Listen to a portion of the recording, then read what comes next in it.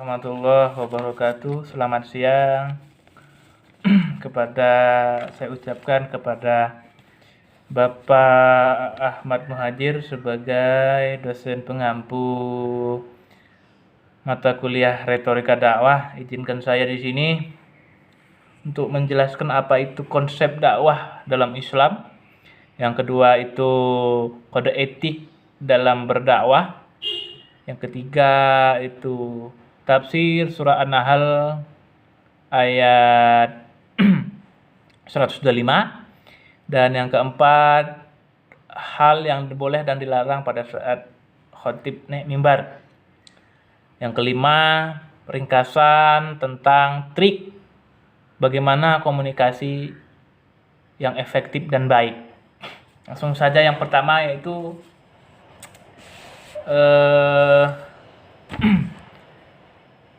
konsep dakwah menurut Al-Quran adalah memberikan inspirasi bahwa tujuan dari dakwah itu sendiri adalah membentuk umatan wasaton, yang maksudnya adalah umat yang adil dalam segala hal dan baik dalam melakukan apapun dengan cara tidak melakukan kekerasan dalam bertindak, mudah memaafkan apabila ada yang menyakiti, santun dalam berbicara dengan lawan jenis ataupun lawan bicara,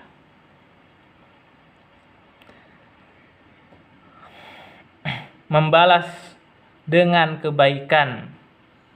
Membalas dengan kebaikan itu adalah apabila ada yang menyakiti seseorang, maka orang tersebut membalasnya dengan kebaikan, tidak membalas dengan keburukan kembali. Yang kedua yaitu kode etik dalam berdakwah. Yang pertama, tidak memisahkan ucapan dengan perbuatan. Maksudnya apabila dai tersebut berdakwah dengan tentang kebaikan, maka dai tersebut harus mencontohkan bagaimana sih berperilaku yang baik itu. Dan yang selanjutnya itu memberikan kabar gembira sebelum memberi kabar buruk. Maksudnya adalah Rasulullah SAW bersabda di sini yang berbunyi, serulah manusia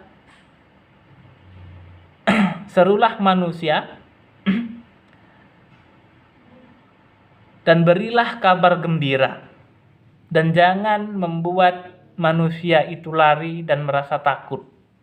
Maksudnya di sini Nabi Muhammad itu memerintahkan kepada para dai-daiyah itu untuk berdakwah itu dengan cara yang baik dan memberikan kabar-kabar yang baik dulu. Apabila itu kabar itu buruk, dengan disampaikan dengan cara yang baik agar mereka dapat memahami dengan baik dan tidak ketakutan. Yang ketiga, memudahkan, tidak mempersulit. Rasulullah SAW bersabda, sebaik-baik agama adalah agama yang memberi kemudahan. Jadi Islam ini adalah agama yang dari sisi ritual keagamaannya itu tidak menyusahkan umatnya. Sholat menjadi 5 waktu, 3, ada yang 4, ada yang 3, dan itu tidak memakan waktu lama, berkisar hanya 5 menit sampai 10 menit saja. Yang ketiga yaitu selanjutnya adalah tafsir surah An-Nahl ayat 125 yang berbunyi, Ud'u ila sabili rabbika bil hukmati wal mau'izatil hasanati wajadilhum billati hiya ahsan inna rabbaka huwa a'lamu biman dhalla an sabilihi wa huwa a'lamu bil muhtadin, yang artinya serulah manusia kepada jalan Tuhanmu dengan hikmah dan pelajaran yang baik. Maksudnya Nabi Muhammad SAW ini diperintahkan oleh Allah Subhanahu Wa Taala menyeru umat manusia di dunia ini untuk ke jalan yang benar, ke jalan Allah Subhanahu Wa Taala, itu ke jalan Islam dengan cara yang baik, tidak memaksa, dan memberi peringatan yang baik, dan berdebatlah dengan mereka dengan cara yang baik pula. Nah, Allah Subhanahu Wa Taala memerintahkan Nabi Muhammad itu untuk berdebat kepada kaum-kaum pada zaman itu, untuk mengajak mereka dengan cara berdebat, mengajak ke jalan yang benar, tapi dengan kata-kata yang baik dan dapat dipahami, tidak menyinggung perasaan.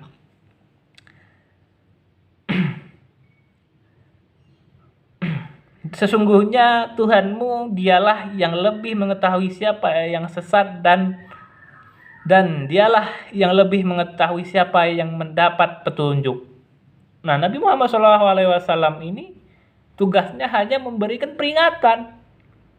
Nah, selanjutnya sudah Allah yang menentukan, oh si Fulan bin Fulan itu saya takdirkan untuk mengikuti Islam, mengikuti kamu, dan Fulan bin Fulan yang lain tidak mengikuti, maka lebih tersesat. Itu sudah tugasnya Allah Subhanahu Wa Taala. Allah yang lebih mengetahui. Jadi tugas Nabi Muhammad itu hanya mengajak, menyeru kepada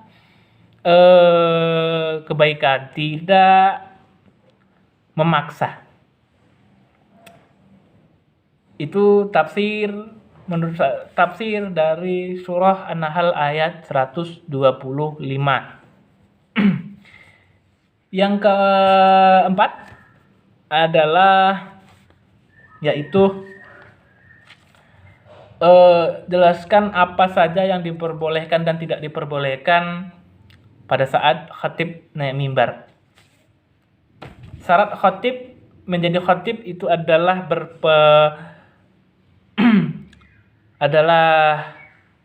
berwawasan luas, mempunyai hafalan Al-Quran yang lumayan mumpuni dan teruji kesohihannya, dan harus berakal dan juga baligh. Baligh dari sini yaitu sudah mengerti mana baik dan mana buruk. Dan larangan pada jamaah yang sedang khutbah berlangsung adalah tidak boleh melangkai pundak-pundak jamaah lain apabila jamaah tersebut telat datang ke masjid. Tidak boleh duduk pada saat khutbah dengan meluk lutut, dan tidak boleh berbicara pada saat khutbah sedang berlangsung. Jadi pada saat khutbah berlangsung itu tidak boleh ada kata-kata sekalipun, karena sholat Jumatnya tetap sah, tapi tidak bernilai pahala sedikit pun di hadapan Allah Subhanahu Wa Taala. Yang kelima adalah trik atau bagaimana cara berkomunikasi dengan baik dan benar. Informasi yang lengkap. Jadi komunikan atau yang mengajak komunikasi itu harus membawa informasi yang lengkap tanpa ada keraguan sedikit pun. Selanjutnya disampaikan secara ringkas, padat, dan mudah dimengerti dan dipahami, dengan pemilihan kata-kata yang baik dan sopan, dan informasi yang bersifat nyata, ada, tidak mengada-ngada. Maksudnya tidak bohong. Oh, saya kemarin makan durian misalnya. Nah, ya harus makan durian betulan, jangan berngada-ngada karena ingin dipuji orang. Oh, saya kemarin makan durian, padahal tidak makan durian. Itu tidak boleh, itu berbohong. itu dan sifatnya berdosa dan teruji keaslian. Misalnya saya melihat di situ kemarin ada orang yang main gaple misalnya. Nah, orang itu tidak boleh mengada-ngada dalam bercerita.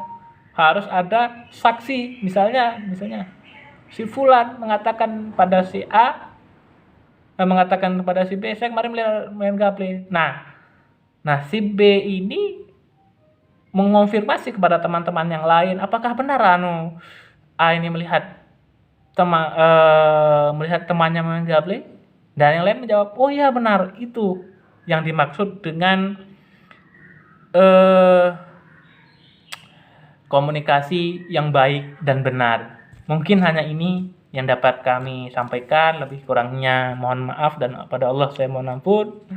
Billahi taufik wa hidayah, nun wal qalami wa ma yasturun. Wassalamualaikum warahmatullahi wabarakatuh.